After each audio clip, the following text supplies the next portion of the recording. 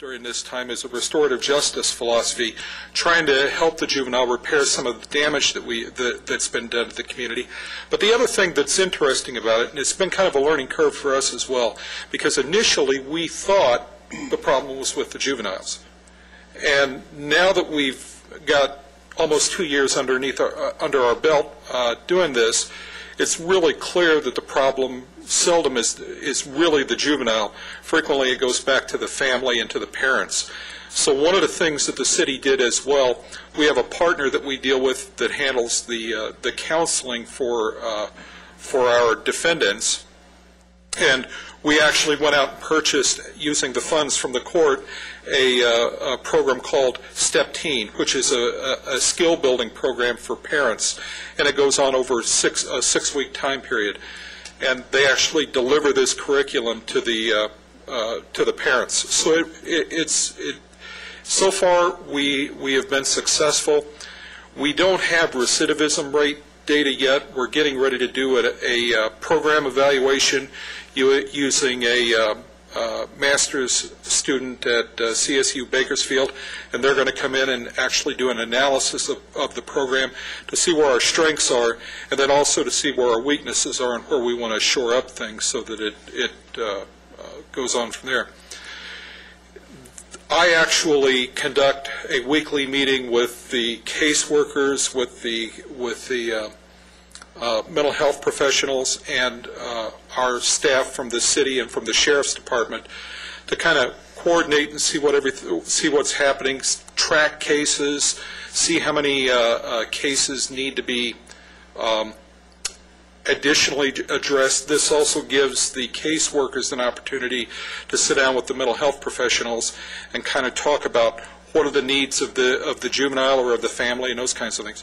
One of the interesting things that we've seen, particularly where there's a problem in the family, we've actually seen not only the youth and the parent participate, but we've also seen the parent bring in other juveniles, frequently that are younger, to the counseling. And what we end up with is we not only address the problem that's existing with that particular juvenile, but hopefully we're heading off future problems in that family structure. This is the web page that we have on the city's web page for the Antelope Valley Community Youth Court. You can see over in the left frame. If you go to the public safety web page, you'll see this over in the left frame, and you can see what our mission statement is, what our goals are. We have a brochure, probably the same brochure that you were given, available for download on there. We also have the court dates and jury training. I have a couple of staff members who help out, one from the city and one from the sheriff's department, Anne-Marie Mercer and Christina Ashley in the back. Christina actually runs pretty much our jurors. She conducts juror training. In fact, we had juror training in this room Monday afternoon. And what we do with the juror training is we bring the youth in, tell them what to look for, help them figure out and formulate questions that they might like to ask the offender or the parent, and those kinds of things to help them come to their decision as to what recommendations they have. In addition to that, Christina makes sure that they come up here, that they're impaneled, and she also walks them back to the deliberation room and makes sure that they stay on track with their deliberation, and then brings them back and then helps them deliver the finding or the recommendations to the court. And Anne-Marie Mercer actually kind of runs the operations with the caseworkers, helping them solve problems with their cases, helping them to identify if a case is maybe suitable for us or maybe not suitable, and just basically answering technical questions that might be related to the city. And then she also keeps them on track with their case and their case disposition. Finally, once a quarter, we have a completion ceremony in here where we actually bring in the youth that have been through the program and have successfully completed. And what we end up doing is we give them an opportunity to basically say, to have a positive experience with their family members, and their family members can celebrate their completion. We give them a certificate from the city, and usually there is a representative from both this commission and a representative from the city council there, whether it be the mayor, vice mayor, or one of the council members.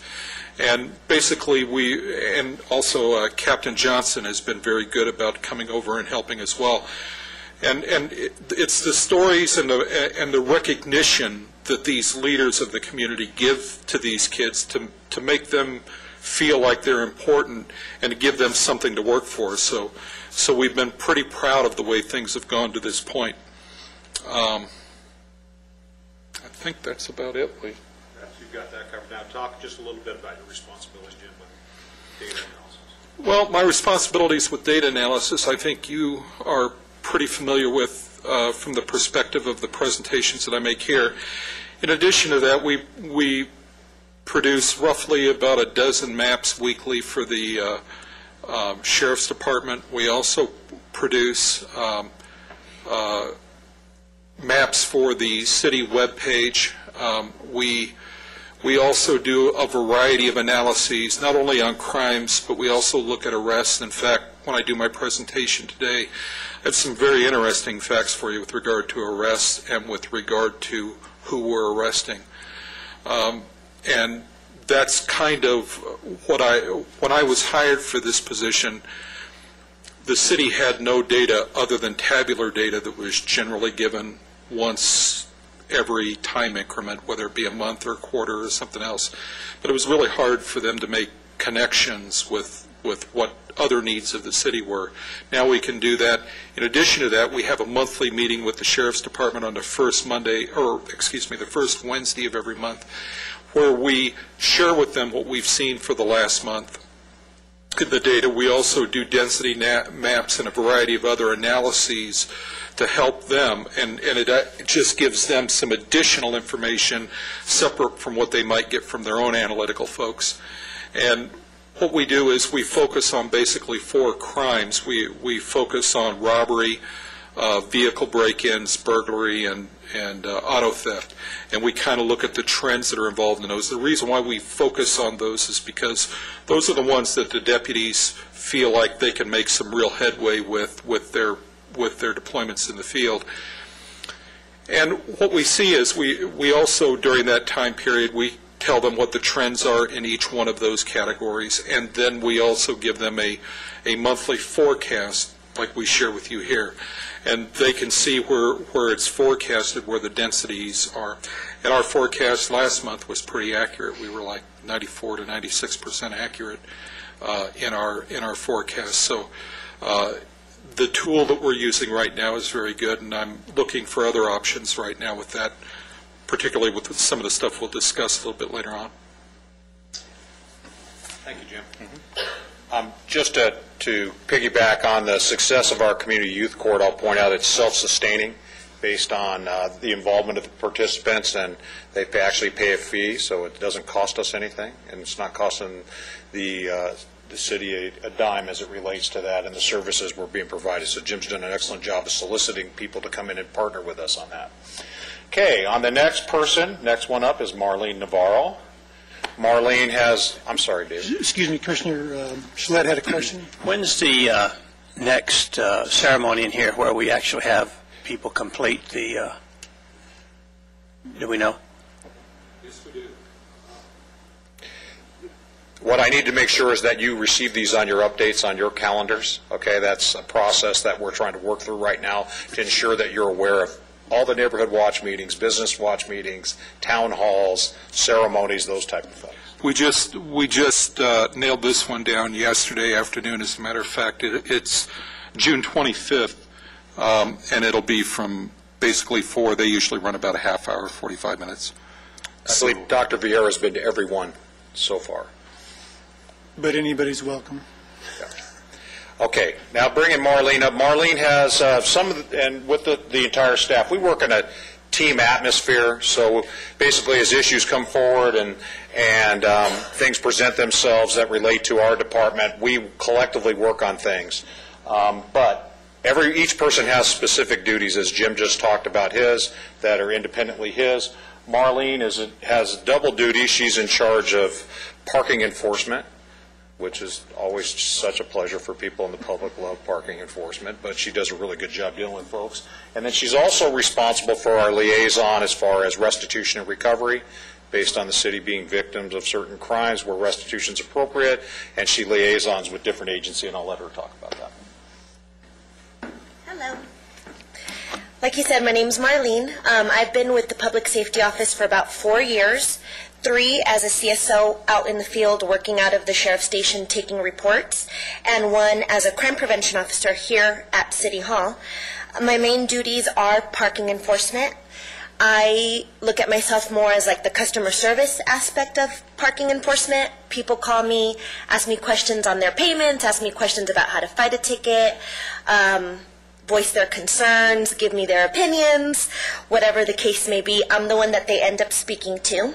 The people will call in to give information about vehicles with violations in their neighborhood.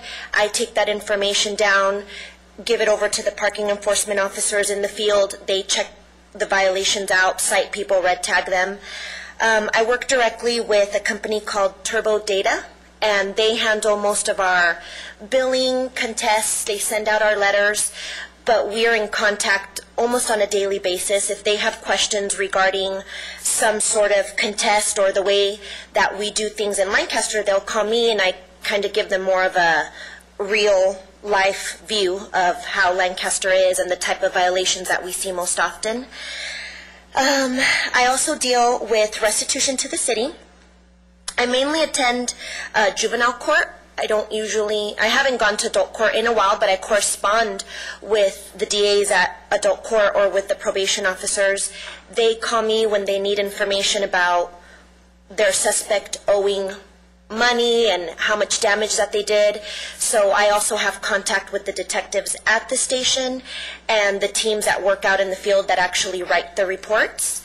I have access to a program called Graffiti Tracker, which is a great program. They organize our graffiti pictures by gangs, crews, monikers, and it's a helpful tool for us to be able to pull up every single incident that this person has caused. So basically, if they're caught on one vandalism that they've recently done, the detectives will go in that system and pull up every other incident. We can group it together in a report and charge them for it all at once. I also work with the maintenance personnel here at City Hall. They're the ones that are actually going out to remove that graffiti, so they can provide me with a lot of information on when it's happening, how often they're cleaning it up. I'm the only Spanish speaker of our group, so I translate pretty much for Neighborhood Watch, for Youth Court, any type of community events that we might have. If there's Spanish questions, Spanish speakers, I'm the one that addresses them. And basically I just assist the rest of my crew with whatever they might need. We all, like you said, we all work in a team atmosphere, so I'm also involved in some of the Neighborhood Watch presentations that we give, or presentations in the community. That's it. Any questions? Thank you. You can see that Marlene has a real hard time toning down her exuberant personality. She's really a lot of fun. She's a very smart girl. I will tell you that her relationship with people, especially in uncomfortable situations, dealing with parking, because usually you're dealing with someone that's upset, and she has a real knack for talking people down and getting into a reasonable mode as it relates to that. And she's been very important in dealing with the restitution aspect. We don't have, trust me, we have no issues with Mr. Franklin and his folks on dealing with the adult court, and that's probably why she hasn't been there in some time. But we have some specific issues as it relates to the juvenile court that we're working through as far as the restitution model. And it's not the district attorney's office, it's more directed to the public defender's office. Okay, next, Amy. Amy's just recently converted over from the station, and I've tasked her with Neighborhood Watch and Business Watch, and Amy's actually kind of setting it up in her fashion now, so I'll let her talk about some of her responsibilities here as well. Good morning. My name is Amy Vasquez. I just want to say God bless Marlene for handling parking enforcement, because the few times that I've had to cover, I've wanted to pull my hair out. I've been employed with the City of Lancaster for 4 years. For the first 4 years, I was a CSO, and then just recently I was brought over to work with public safety as a crime prevention officer. My job is to coordinate the neighborhood watch groups and the business watch groups. That includes recruiting new and maintaining already existing groups. Currently, I have over 150 active neighborhood watch groups. We schedule and run area meetings every month. Those are held during the odd months, and those are with all the block captains. And then the opposite month, we do area meetings. We provide crime prevention presentations as needed. We work directly with LA County Sheriff's Department special teams and public relations staff as it pertains to crime in each area of the city. I stay in communication with all my neighborhood watch groups and my business watch groups through Yahoo groups. So each time I get a new group, I invite them to join. We can send out invites. We can send out crime trends. Anything that Jim sees going on in an area, we can put it out to them. As far as Business Watch is, Business Watch, basically, I had to kind of resurrect the program. It had gone stale. So my job lately has been to just mail out interest packets, recruit new businesses as they come to the city or, down on the boulevard. I conduct Business Watch security inspections. I currently have about 60 Business Watches, but as I said, I'm trying to get everybody on board with that. We provide crime prevention presentations and information to our local businesses. I attend Business Watch Association meetings every other month to present public safety. We directly work with a lot of the community outreach programs. Some of them are Weed and Seed, Paving the Way, and I assist with neighborhood vitalization as it pertains to neighborhood watch and public safety. We attend all city events, providing crime prevention and general safety information to the community, such as Poppy Festival and any other city events. We are hoping to initiate a bicycle licensing program in the near future. And it'll be linked directly to the sheriff's station. And I coordinate the LandCap landlord training, and that's done quarterly, and it's free, and it's for all the landlords of single-family houses here in town and also multi-unit. I answer the public safety line with my fellow coworkers, and we address issues, concerns. And I think that's it. Anything with event planning, we're all here to work together and assist each other. And that's it. Any questions for me? Thank you. Thank you. It's kind of an interesting situation because I grew up with 5 brothers and I have 3 sons, and now I have 4 daughters that, trust me, some of the issues they discuss in front of me is like, I don't want to know any of this. Take that into another room, but they're a pretty dynamic group. And with Amy, what she's done now is we've had numerous groups in inactivity, or as residential areas have changed, and with the amount of empty homes and things we have, we've decided to just revisit all those groups and get them back on an active status and reporting back to us. That within itself is a big undertaking. And now we're really happy with the response we're getting from the business community as it relates to our small business owners. We've had a relationship with some of our larger chains, but now we've really focused on establishing that relationship with our small business community here within the city, because that's really who drives your economy here locally. Okay, next, Jennifer Piscaro. Jennifer, I just grabbed her as well. You can see I'm basically Robin Bob of all the CSOs at the station. But Jennifer just recently came to us. Jennifer has already jumped right into coordinating our relationship with our other city departments as it relates to city events. If you had an opportunity to come to the Poppy Festival, we had an incredible public safety area, probably the best we've ever had, according to Rhonda Perez, the director at Parks, and Jennifer put that together. And she has some other responsibilities she can talk about. Hello and good morning. As Lee said, my name is Jennifer Piscaro, and I've been with the city for about 7 years now, with the Public Safety Department for 6. As a community service officer, I was assigned over at Lancaster Station, out in the field taking reports, so I'm probably the newest one over here at the city for just a couple months now.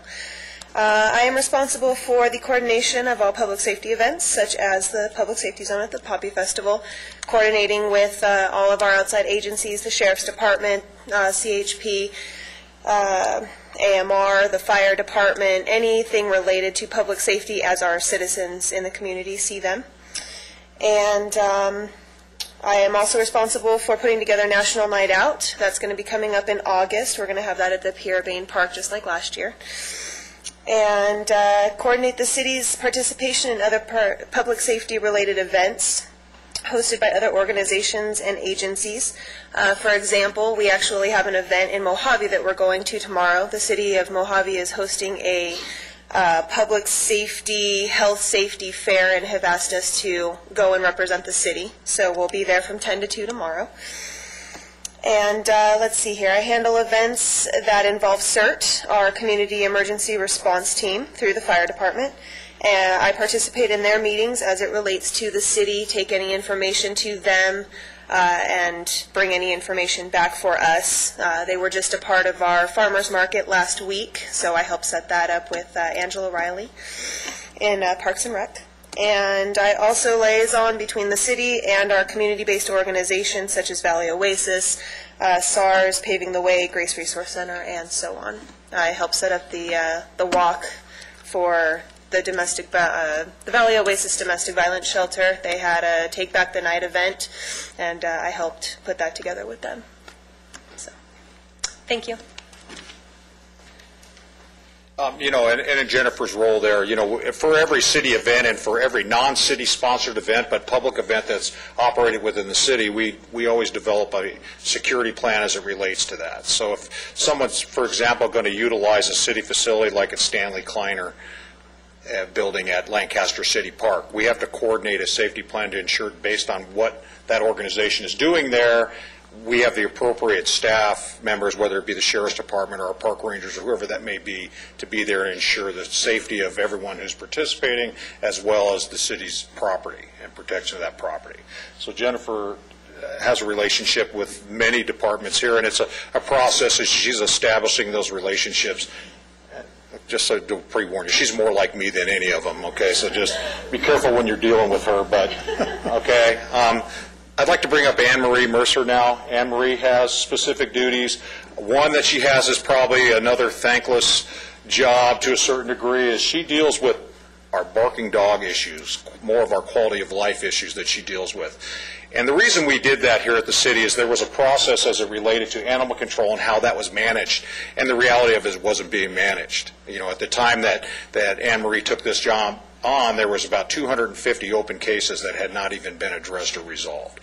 She has some numbers as it relates to her solvency issues on this, but again, there's a process that she has taken ownership of and established, and she's been very successful. There even was at a time that we had a barking dog hotline at the sheriff's station. That's not a good use of our resources from our sheriff's deputies. So you can see the reasons why we felt this was important for us to take this role on. Anne-Marie, please.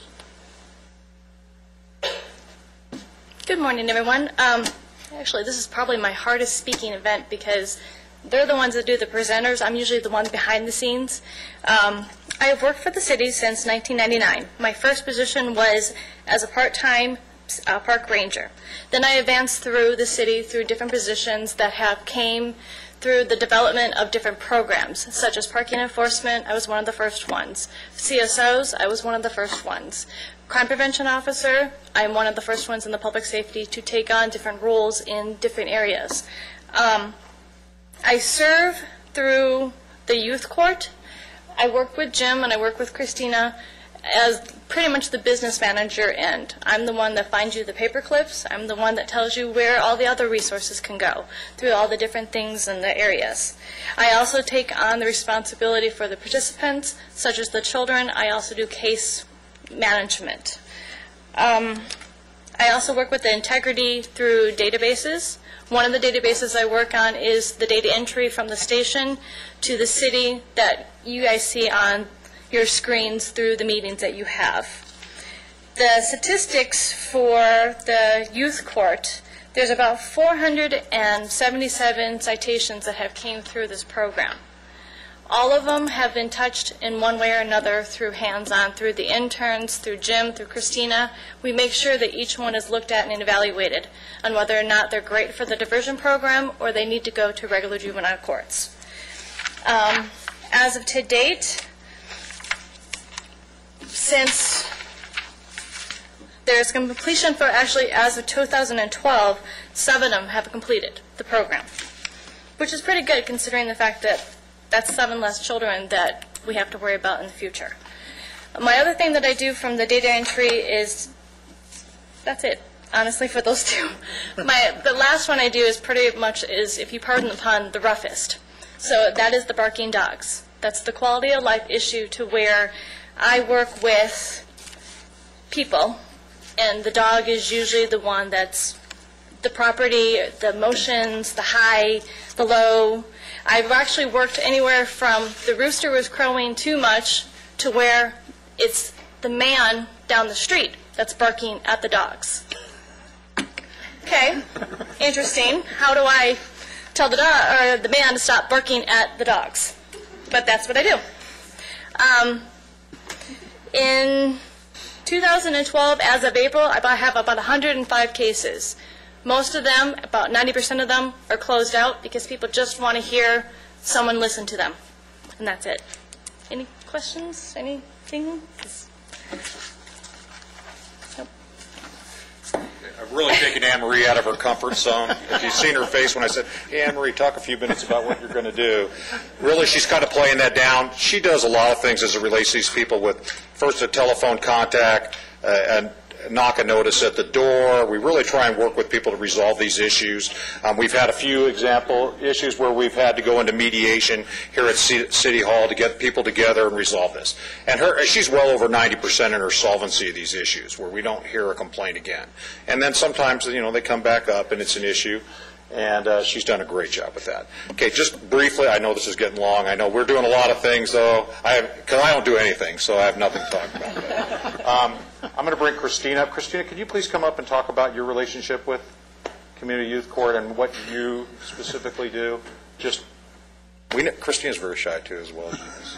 She's a very hard worker, and she's very important in this process, so I'd like you to please speak about what you do.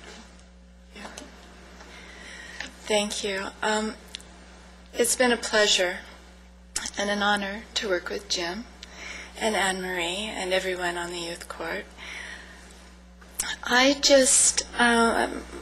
job is very simple. I just monitor the cases going between the station and the city, keeping track of the stages that they are in and the process that is going on with them. I facilitate the juror training. I help to orientate the kids into what they'll be doing and what the expectations are of them. Prior to court, I assign them to their cases. I assist them if they have any questions that they might have. And I go with them into the deliberation room and assist them in assigning a jury foreperson. They're the ones that conduct the discussion on the case.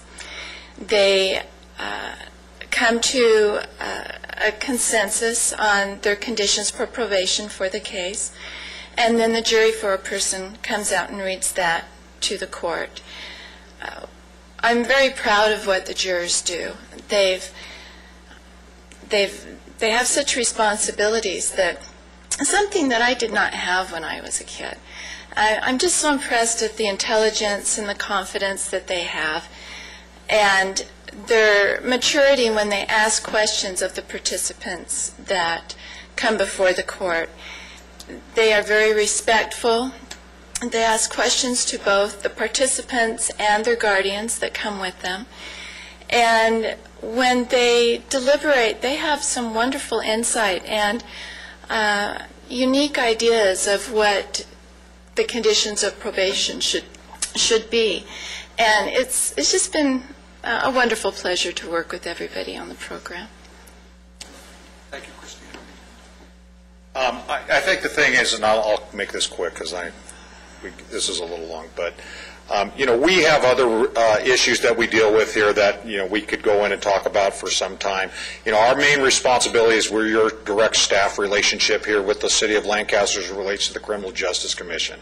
Also out of our office, we manage all our outside contract relationships with the Sheriff's Department, parole, probation, the fire department, animal control, all the public agency contracts and MOUs that exist out there go through our hands. And that's just the Sheriff's Department obviously being our largest contract provider, but we have a relationship with the District Attorney's Office for a community prosecution program. And so fortunately for me, I get to work with some pretty dynamic people throughout our community, with you folks, with the schools through Dr. Vieira, with the various offices and agencies that exist here, and that's my responsibility in the office, and to create that relationship out there with those entities.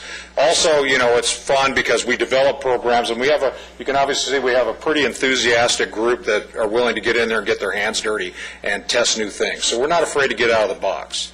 Okay, so we are far from a bureaucracy in our office. We like to solve problems and get them done expeditiously and service the community. So I just want to thank you for listening to that, and as we have some new members, just to bring you up to speed on some things we have going on. You can contact any one of us at any time if you have any questions or a specific item comes forward, and we'll address that.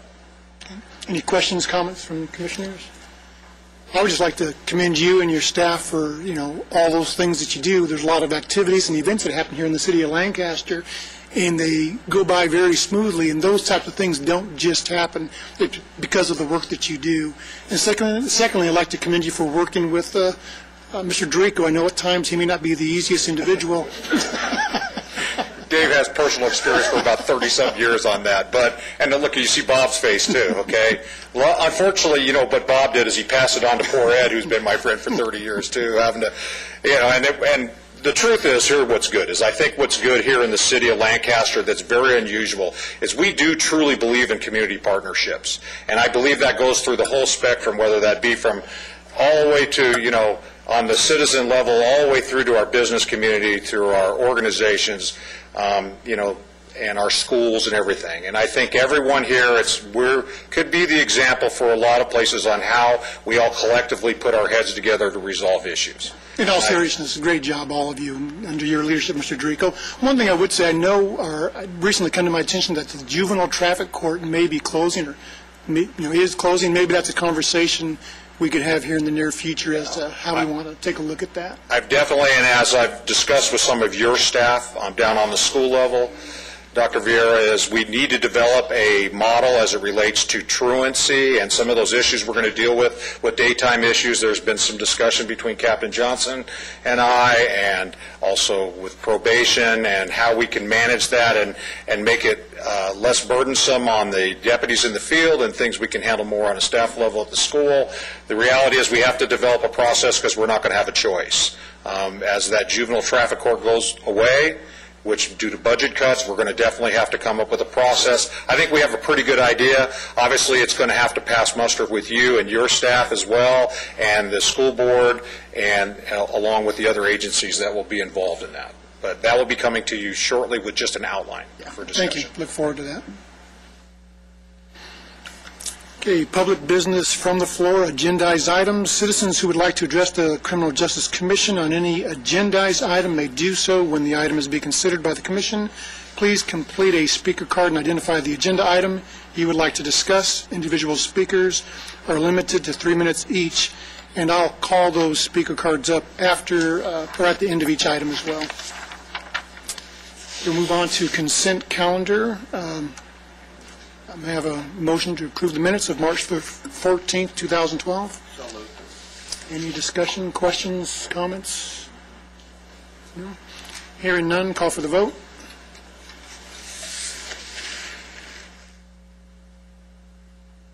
Unanimous. Thank you very much. New business item 1, discussion of recommendation to the City Council regarding AB 109 in support of SB 1150. Mr. Dorico? Yes, Chairman Vieira, that was basically formatted on some issues that we were having as it related to developing a process for reentry here in the Antelope Valley. Since our last meeting, which was 2 months ago, Actually, the Department of Probation is committed to placing a hub office for the reentry program here in the Antelope Valley. Currently, they're moving staff in the courthouse from the first floor up to some third-floor offices to make room for that hub, and we've already been liaisoning with our community-based organizations to provide those services here locally, which is what we were really looking for, the pressure from the commission politically through the council to put pressure on those varying agencies that are responsible for this to provide that hub here. So that issue has resolved itself. Well, proposed to resolve itself. Let me put it that time. If something changes in the near future, I definitely bring it to your attention because we should revisit this at that time. Questions, comments? Yeah, if I could add, I spoke with a representative from Senator Dutton's office, and on April 23rd, SB 1150 was defeated. So at this point, it's a moot point. Okay. Thank you very much. We'll move on to commission staff presentations, updates, and reports, and we'll start off with Mr. Cobalt, monthly crime stats. Thank you, Chairman Vieira. This measurement period, since we didn't have a meeting last month, will just go from April 8th through March 5th of 2012.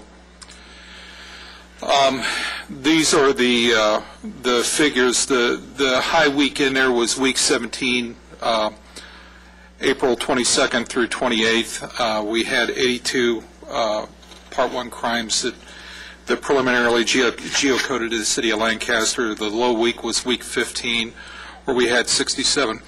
What we're seeing right now are fluctuations in the weekly Part 1 crime reports.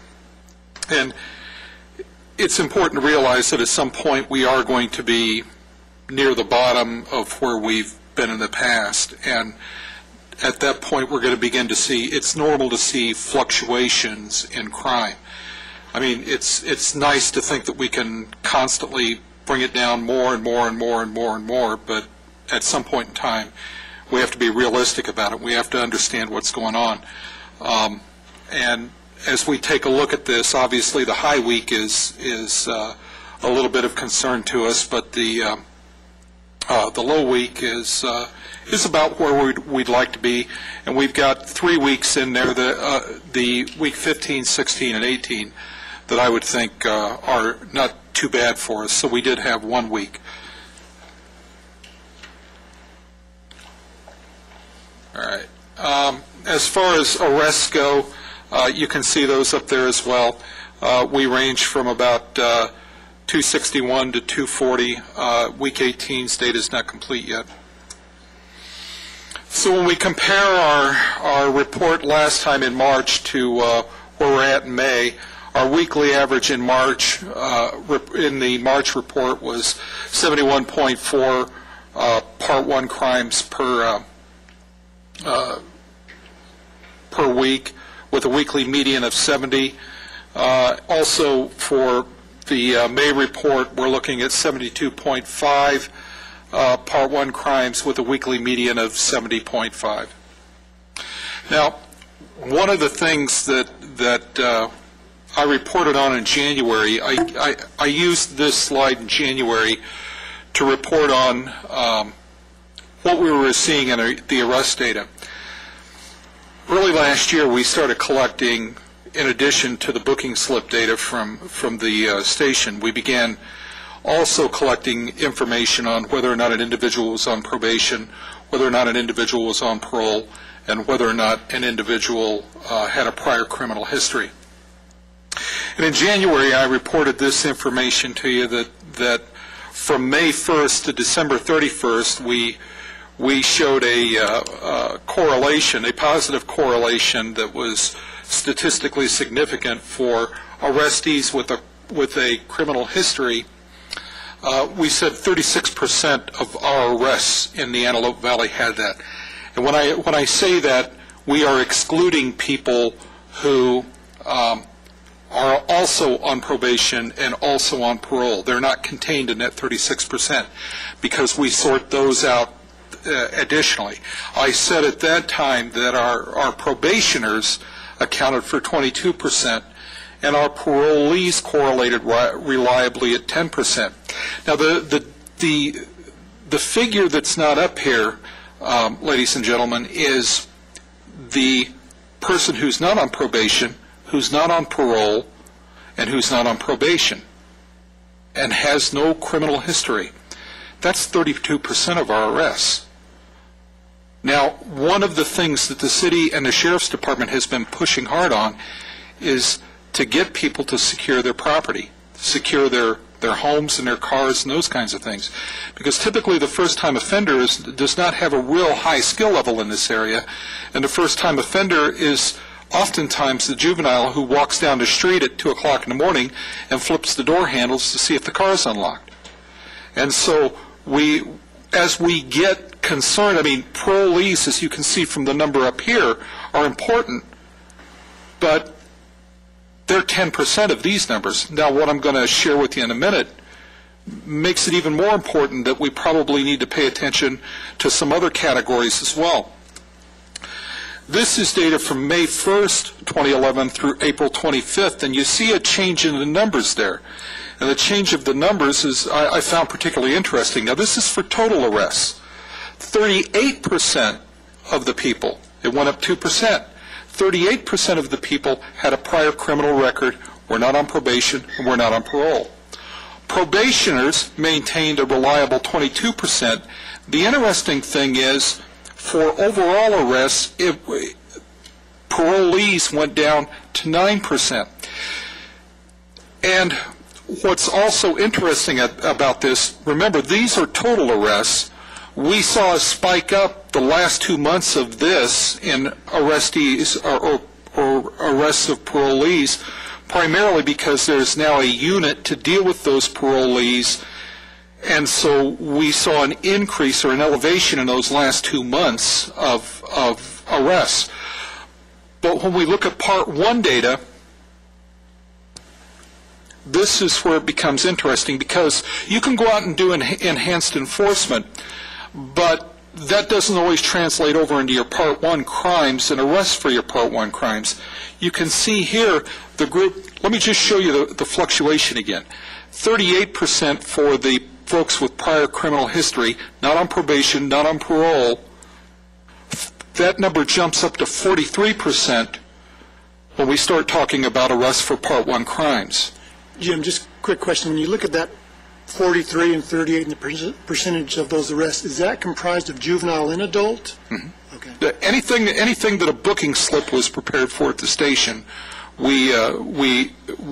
that's in our data. Now, the interesting thing here is the number of people that are arrested that are on parole actually dropped 2%, and the number of people who, again, since our report in January, the number of people arrested for Part 1 crimes that are on parole is down to 8%. I figured you'd have a question there, Commissioner. Yes, I do. Is these results including violations, or are they new crimes? These results right here are anything that a booking slip was prepared for at the station. If an individual was booked at the station, they're included in these data. So can you give us the stats of actually how many parolees and probationers are actually committing new crimes and not violations? We could probably sort those data out, but as I look at this, to be honest with you, from an analysis perspective, I'm far more concerned with the people who have a prior criminal record and who are not on probation and not on parole. Now, one of the ways that we can deal with these particular individuals, in fact, the mayor sent over a newspaper article last week where the War College or the War School up in Monterey for the Navy is actually doing some interesting things with neural networks. And that's the way that we could actually make an impact in this category of folks. But the thing that I get concerned about sometimes is when we focus on a specific group, eventually allocation of resources and funds go to that, and if I'm looking at Part 1 crimes, which is what we use as our gauge, have historically used in the city of Lancaster as our gauge of success and not success, I'm far more concerned about that group, that 43% up there, than I am that 8%. It's not that we shouldn't pay attention to that 8%. It's just we have to think about the proportionality of it. We have a group up here that's responsible for 48% of our, or at least in the arrest statistics, responsible for 48% of our crimes. We also have another group that's responsible for 29% of the crimes, and that is folks that don't have a criminal history, are not on probation, and are not on parole. Yeah, but from talking to probation when they were here, we also found out that they're not revoking anybody. So that 20% for probation is not violation. Those are new crimes, correct? Well, the thing that you have to consider is probation looks at things anecdotally compared to the rest of the crime or the rest of the crime data, and you can draw your assumptions off of anecdotal evidence if you want to, but to be honest with you, I'm far more comfortable looking at it once we get a look at it like this than to simply focus on what's going on inside probation. If probation has those problems, I think it's interesting, but to be honest with you, the movement, the trajectory is downward with parolees. The trajectory is upward with folks who have a prior criminal record and are not on probation and parole. Right, but the point I wanted to bring out was that 8% on parole, we're doing 30 to 40 violations per month easily. So and those are violations, those aren't new crimes. But they may not be Part 1s, though. That's the point. Right, but you said any violation will bring up that stat? No, any violation will bring up this stat, the total arrests. And what we've seen is in the last 2 months, we've seen an increased focus on parolees with the formation of a unit that's going out and keeping track of them and monitoring them, but the arrests that they're making for them are not necessarily Part 1 crimes. They are for other crimes. For example, possession of marijuana, maybe possession of stolen property or something like that. It's not the Part 1 crimes that we are seeing any. The only movement we're seeing in Part 1 crimes with that is a downward trend. And in point of fact, for total arrests, from my report in January, you can see in January we were at 10%, and then we're at 9% for total arrests by April 25th, and by April 25th for Part 1 crimes, we are at 8%. The thing about it is, I think that's really important why we need to look at the data. I mean, it's great to draw assumptions and everything else, but we're dealing with a time right now of scarce resources and a limited amount of money. And when we have one group that's showing an upward trajectory and we have another group that's showing a downward trajectory, you know, I have to look at that and wonder. And that's really kind of where I'm at right now. I've been asked, I was asked recently what my professional opinion was and whether or not in my professional opinion the parolees were causing this uptick that we've seen in crime. I don't see the evidence for it. I mean, I don't see the evidence in the people who are coming through the Lancaster station. They may be in the Antelope Valley. Now, bear in mind, these particular data are geocoded to arrests that were made within the city of Lancaster. They do not include the outlying county area, and they do not include Palmdale. I don't know what their issues are. I'm only looking at arrests that occurred in the city of Lancaster. Okay, thank you.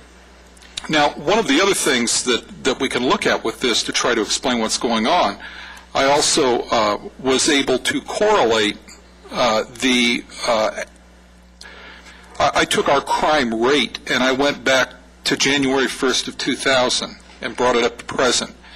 And one of the things that I did was I correlated our crime rate with water consumption.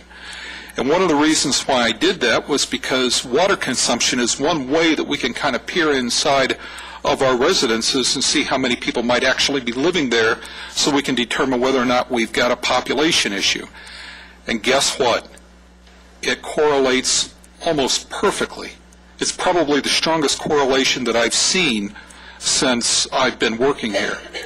And I'm also believing right now that we have more people than we're being given credit for in the city of Lancaster. The Department of Finance came out with a population estimate May 1st, and I disagree with it. It put us up 200 people from where we were last time. You can look at last year's water consumption, and we're up fairly significantly last year in water consumption. That means we have, and where that comes into play is when we figure crime rate, we measure frequency of crime, in other words, the actual crime numbers against the population. If we have a population that's at 170 or 180,000, but we're measuring it against 157, 158,000, then it makes us look like we're a worse place than we are. It's really important that we keep an eye on that, and that if the Department of Finance underestimates us, that we stay on top of it. As we take a look at the reporting districts for frequency of Part 1 crimes around the city, we can see 1137 had 51, 1126 had 47, 1135 had 44, 1127 29, and 1121 had 28. The thing that's interesting about these reporting districts are these are the primary reporting districts that from one month to another frequently pop up. These are the reporting districts that routinely have the highest activity month to month. Some month they might be there, some month they might not, but these are the core districts for us. To give you an idea of what's going on in those as we take a look at them, this is 1137 again, and as we've said before, that runs from J down to L, from Challenger Way over to 40th Street. You can see the heaviest concentration or the heaviest density up here, probably within an area from about 20th Street East to about what would be J8. That's where our heaviest density is. If you take the rest of this reporting area, it's really pretty calm. As we look at 1126,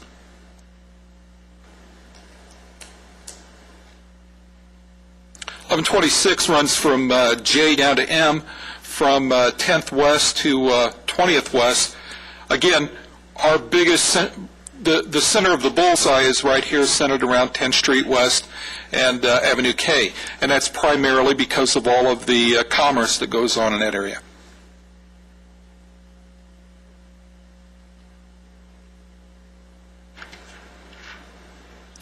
As we take a look at 1135, 1135 roughly is from H down to J and from Challenger Way over to 30th Street West, with a minor variation up here around Challenger Way and between H and I.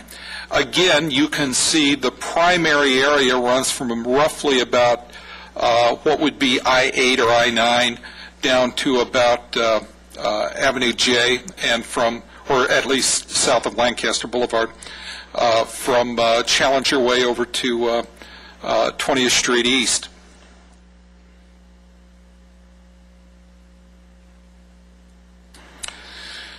And of course, this is 1127, and 1127, again, you get the area that's over here around Valley Central Way, and then the area that kind of extends between Valley Central Way and the apartment complexes that tend to generate the folks that also cause the issues over at around Avenue K and or 10th Street or 10th Street West.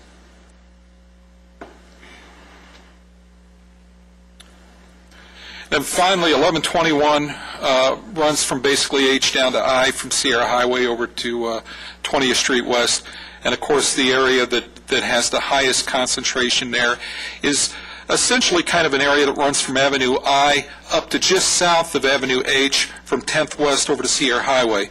That's showing the highest levels of activity during that time.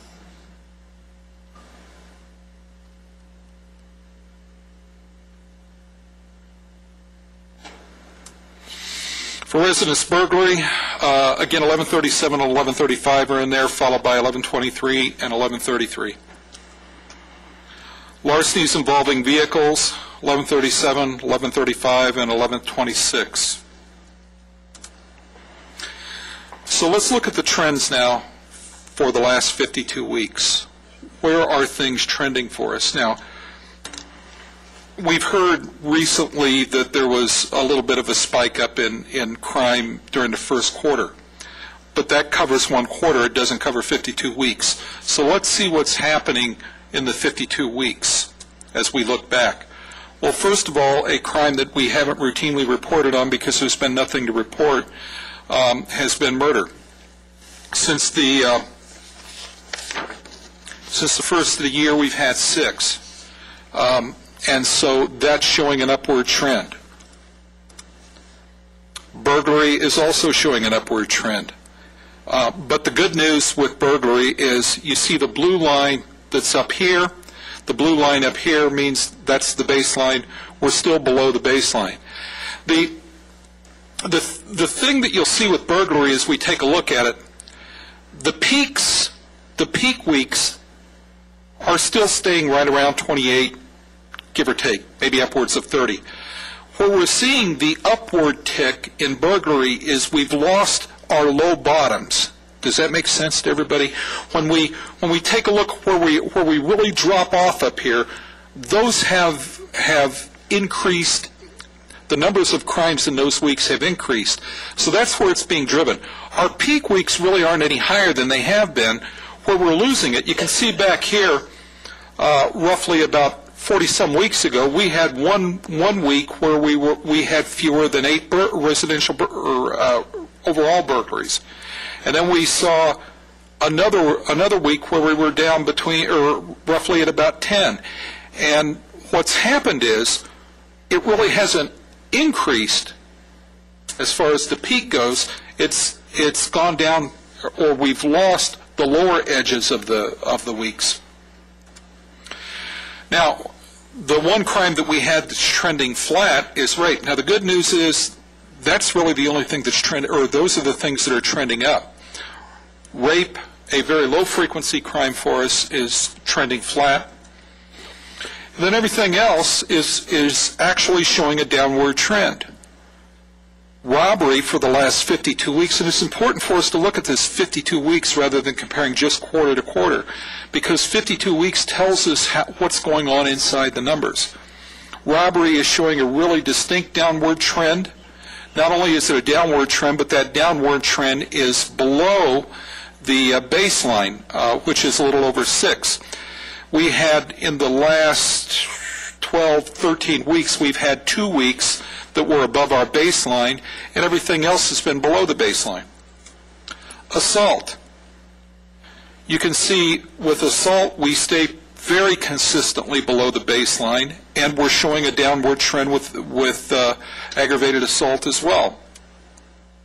With larceny, we're seeing a downward trend. And believe me, this is good news, because the frequency in larceny is oftentimes the thing that drives the crime rate for us.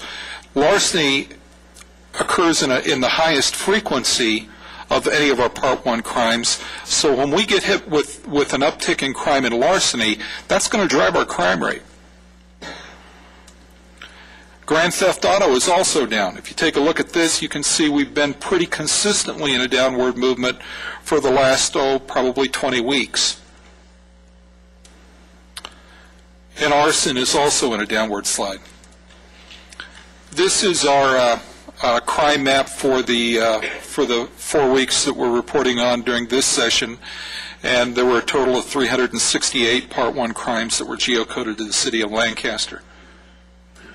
This is the spatial trend analysis that gives us the locations in the city where things went up and things went down relative to one time period to our last reporting period. This is our forecast for the city of Lancaster for the month of May. Again, if you'll take a look at the red months, they are also the highest frequency months this month. So it tells us where it's going to happen. And like I said, last month we had about a 94 to 97% accuracy rate. Calls for service, they're still trending flat, but you can see some real downward movement there. In the last several weeks, we've moved from roughly 800 calls for service down to below 600 calls for service per week. And these are the repeat call locations that we have. There is almost no new repeat call locations up here. These are all fairly consistent for us. And with that, I'd open up to questions.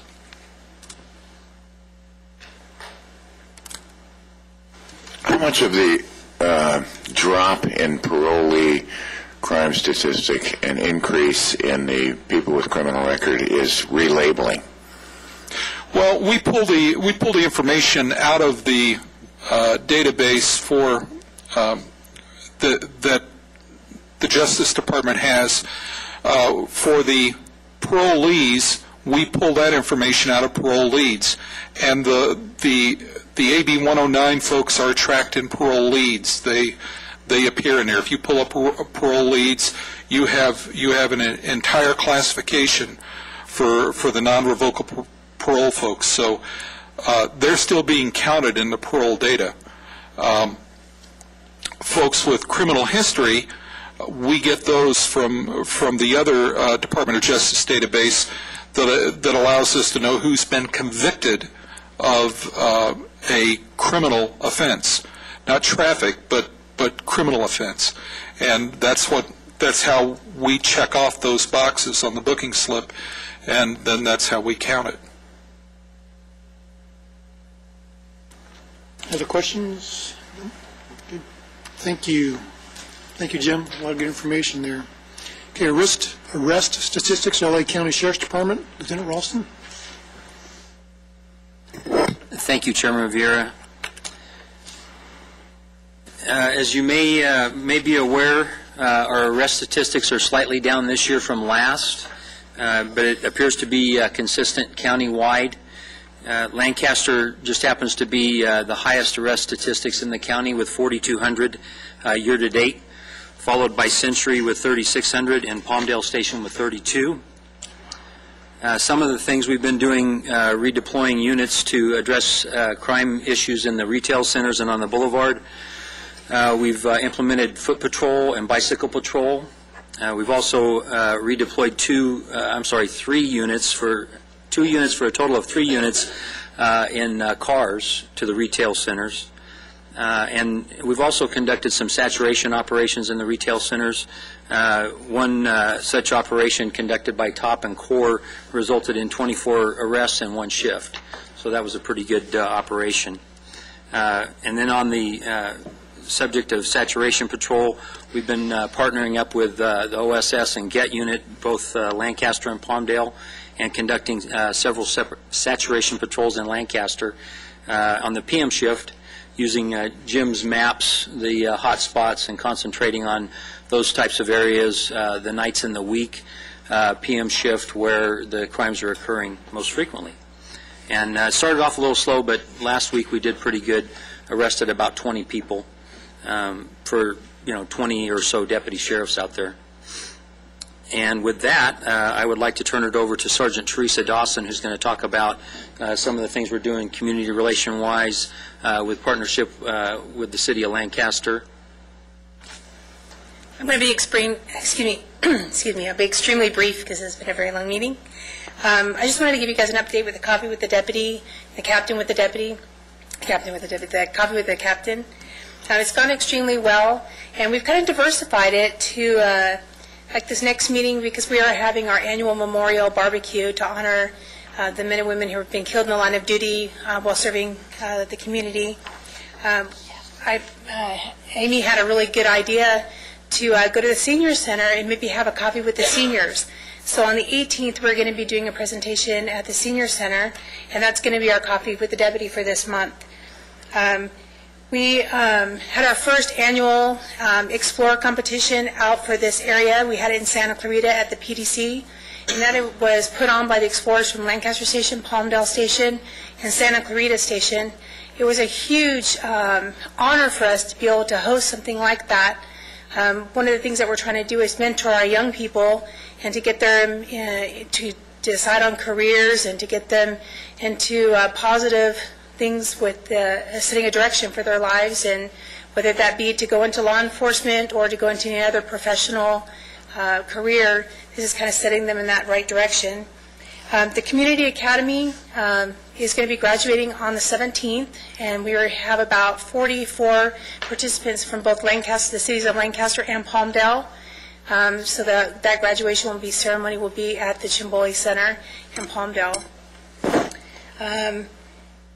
The Business Watch, I won't go into all of that we've already gotten into that. We are going to be doing some public service announcements, some kind of campaigning, just to let the children know, like with all these things that are coming down with the courts, with the vandalism problems that we're having. One of the things that have come up in some of the Coffee with the Deputy meetings is that maybe if the children understood the ramifications of some of the things that they're doing and the far-reaching aspects, whether that be criminal histories, monetary for their parents, and getting that information out, maybe the decision-making processes would be a little bit different. So we're exploring whether to go into maybe the parent-teacher associations, talking with the parents, and ways to devise things to get organized with the kids. We're going to be working with the captain on maybe having smaller groups and interacting with the not a coffee with the deputy, maybe soda with the kids or something with the captain, but maybe bringing that generation and opening that dialogue with our young people and how we can get that information out to them and how we can start bringing that information back and forth with our law enforcement so that we can kind of deter them before they go onto that path. And that's all I have. Do you have anything? I have a question. You reported year-to-date 4,200 arrests in Lancaster? Yes, sir. And 3,200 in Palmdale? Yes, sir. So if I just read that and took it, I might say I'd rather live in Palmdale because I might be safer. However, is it safe to say that there was 1,000 more arrests because of the aggressiveness here in the city, that we're actually trying to put a stop to the crime? Would that be a fair statement? Sir, I'll answer that. I think it's a very fair statement. One of the things that the public needs to remember that Lancaster is extremely unique in the amount of specialized teams that we have that do focus on very specific types of crimes such as robbery, burglary, and now that we have the property crime team in place as well. So that also goes back to some of the numbers that Jim showed you, is when we look at property crimes and we do these major sweeps, whether it's burglary, robbery, or property crimes, we have our units look at all individuals that have been arrested, not just probationers, not just paroles, but anybody with a criminal history for larceny would be somebody that would be identified and be a subject of the search. So it makes sense that they would be rearrested because they were focused on to begin with. So anybody in this community that commits crimes, they're usually coming across our desk not only from an arrest standpoint, but also from an investigative standpoint and a future operation standpoint, because we look at everyone when we're looking at specific types of crimes that we're going after and enforcing. So that wasn't confusing. I was actually applauding our city. I want to make sure we understood that. In a comment as well, Jim, you provided some outstanding data, which was very interesting as well. But what's really nice to see is that data isn't just for the sake of having information, but it's actually to share and collaborate and in partnership work with law enforcement here to implement so you get the results that you're getting right now. Now, sir, and just to give Jim the credit he deserves, is in the past 12 months, a lot of our deployments have strictly been a result of Jim's work. I mean, looking at the density maps, that was really the motivating factor to assign deputies to the commercial centers because of the density associated with the areas around them. So I think those areas will be well served in the next, as time goes on. We're already in the first 4 weeks seeing a noticeable drop in larcenies and crimes around those commercial centers due to the dedicated effort of the deputies.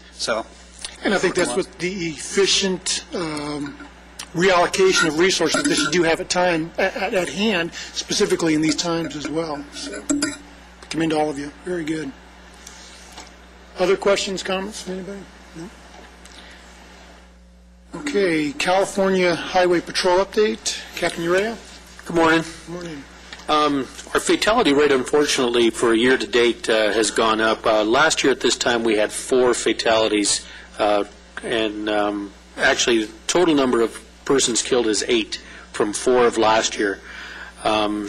with the result of 7 separate collisions.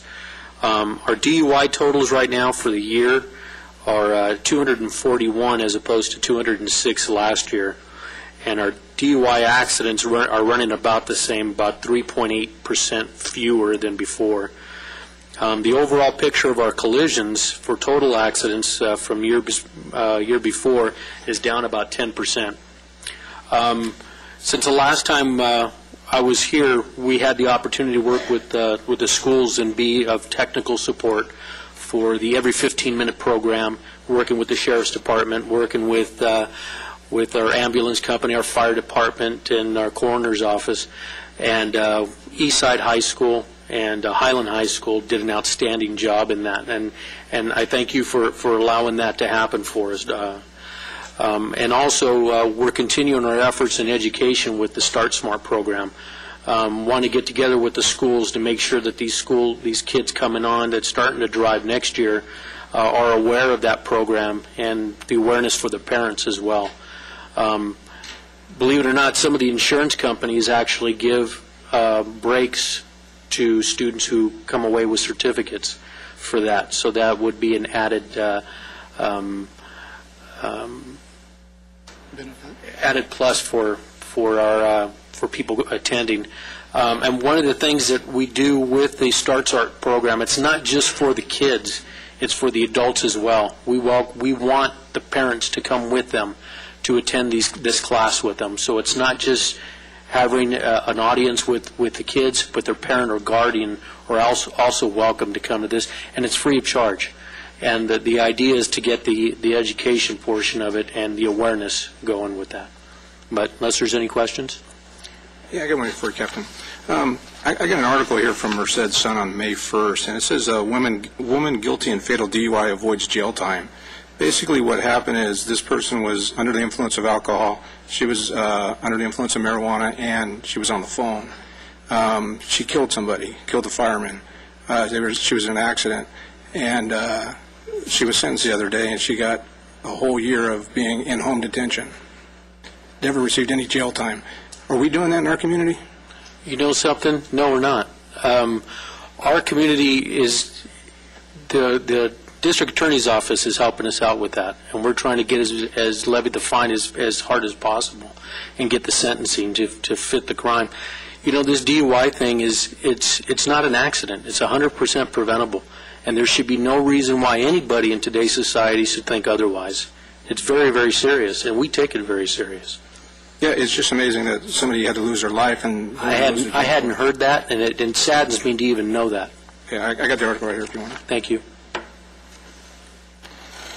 Okay, and thank you again on behalf of the schools. That's a great impact, a great program that impacts thousands of families positively, so appreciate that. District Attorney update, Mr. Stephen Franklin. Briefly, I ran the statistics through the end of March, so we have the first quarter. And again, of course, this is all of Antelope Valley. I can't break it down into, just to Lancaster.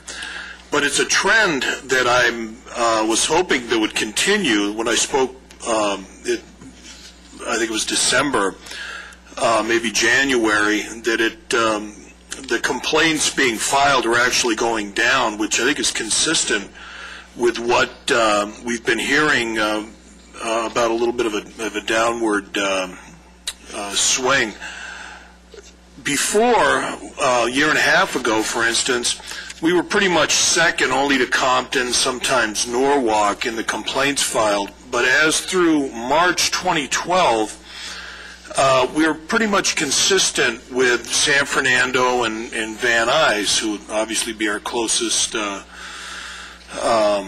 comparable entity. However, we're looking at the filings, we're a lot more aggressive.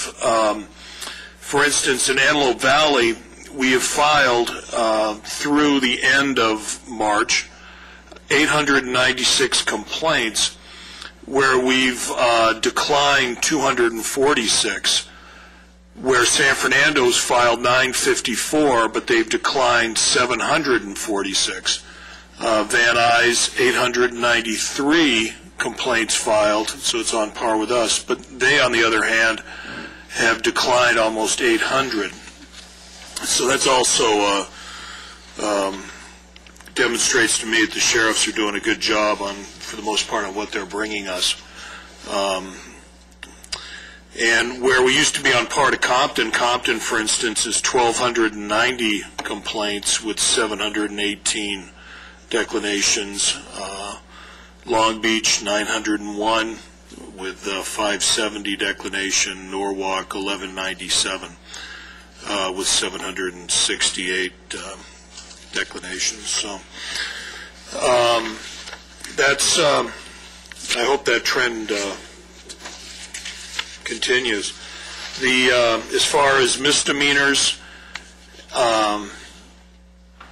we filed 1997, essentially 2,000 through the first quarter. That is the most, but that's in the entire county. However, obviously we don't have in the Antelope Valley our own separate city attorney, so we handle all of those.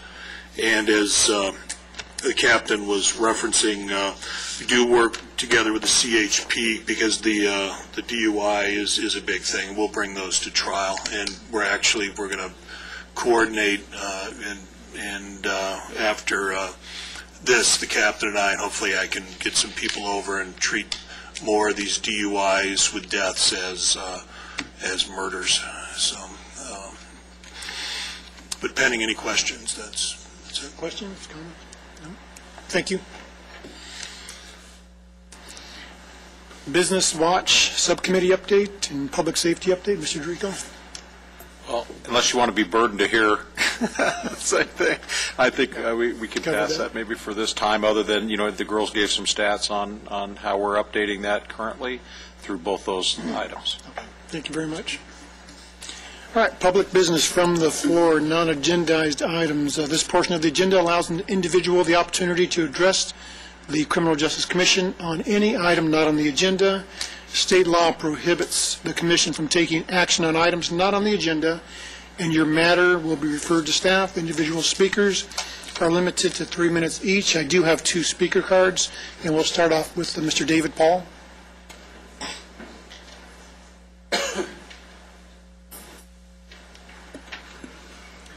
Mr. Chairman and Commissioners, good morning. I always learn a lot when I come here today. Tonight we're going to have our open meeting of the Tapestry Human Relations Commission here in the chamber. We're working on the same things. We're working on peer-to-peer mediation, expungement, and a forum for cultural diversity, but we're also working on bullying. And Commissioner, Chairman, it may be the time for you to put me on the agenda next time I'm asking to present my Human Accountability Project. I came up with this years ago because I'm always trying to figure out how to solve the problem, and so many things I heard today are part of that problem. Jim, you're absolutely right. It's not the kids. And the young lady that spoke about the intelligence of the children and their insights was absolutely right. It's not the kids' fault. I think a lot of these problems we have in human societies are just evolutionary artifacts. If you look at chimp societies, it's in their best interest to look to the leaders to see what they're doing. That's why we have People Magazine and Us Magazine, because we always want to see what the cool people are doing. There's also a lot of savagery in chimp societies, a lot more of violence, and that's what separates us, because the human intellect and refinement is what gets us over those brutal tendencies. So we have to tell the kids the truth. I was saddened to watch this thing on This Week about the Naval Academy in West Point, women being raped, and cadets walking around thinking it's okay to call women doobs, dumb, ugly bitches. And that's endemic in the culture, but it's not a man-woman thing. MacArthur tried to straighten out West Point. They used to have cadets in hazing rituals squat naked over bayonets stuck to a helmet, and if they fell down, they'd impale themselves. This is the kind of stuff we do. This is the kind of stuff that we need to tell children is not right and model it. So that's what the Human Accountability Project is about. The first part of it is a traffic components portion, where we simply calculate the rate of traffic enforcement success. And this gets kids thinking about their driving habits, how to drive more responsibly. We can employ these tactics to help with the youth driving court. There's a lot of aspects in this that go to that. And just getting people out and aware that, civility, if you just drive better, there's an aspect of civility and refinement there that elevates us. And these are the little things we have to find to help people improve. But if we don't want to admit and own up to our own inadequacies as adults, the children are never going to take us seriously. So it's a great program. It has a financial component, an economic component. It's really a good program. And if you want to get kids interested in traffic, let them calculate the rate of traffic enforcement success. That's the ticket. I'd like to talk more about it. Thank you.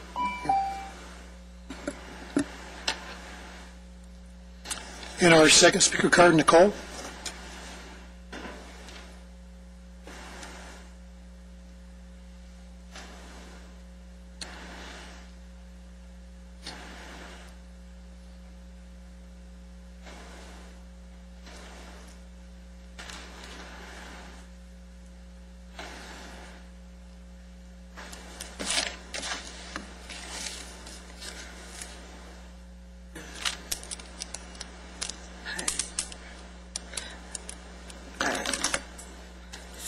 I am my professional firm. I changed its name from, I guess it's not so official, but it's Jester Nature now.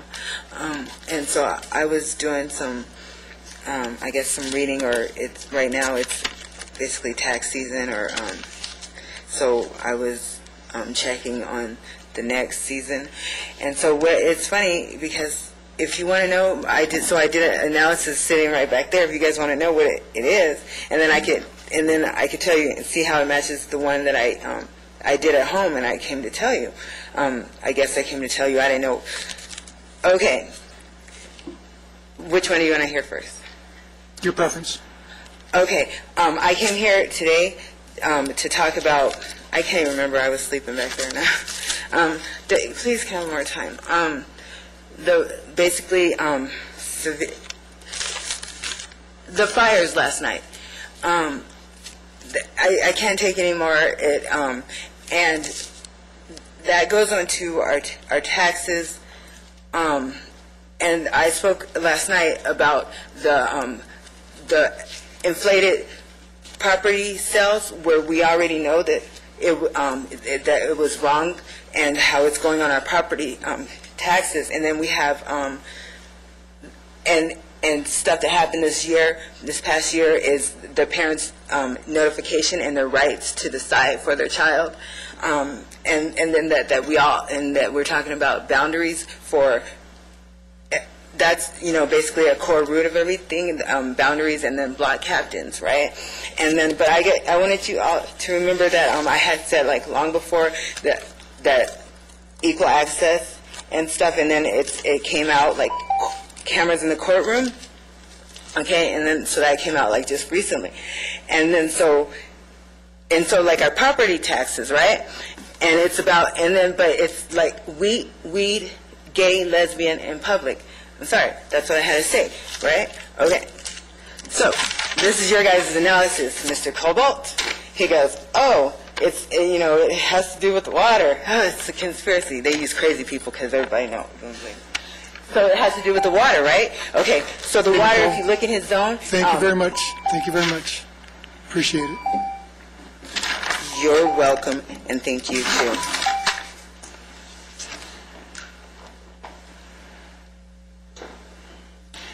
Commissioner comments? Any comments this morning? No? Hearing none, we stand at adjournment. I'm sorry. I have one. Lee, who was the lady that's in charge of the dog barking? Mary Ann? Anne Marie? I apologize for the call you got.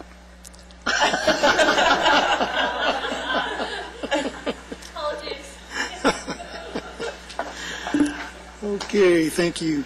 This meeting stands adjourned at 11:35, and our next meeting is Wednesday, the 13th of June, 10 a.m. Thank you.